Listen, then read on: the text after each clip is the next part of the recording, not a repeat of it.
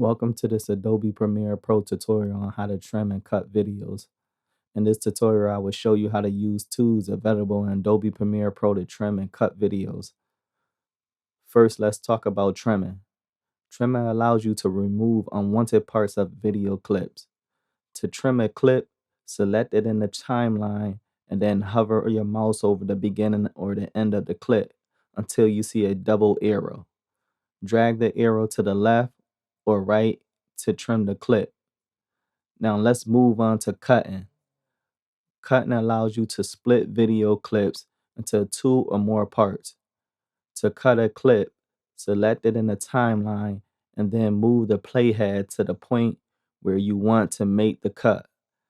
Then click the razor tool and click at the playhead position.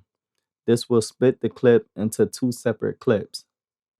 To remove a part of a clip, select the part you want to remove and press the delete key on your keyboard. That's all. With this simple tool, you can easily trim and cut your videos in Adobe Premiere Pro.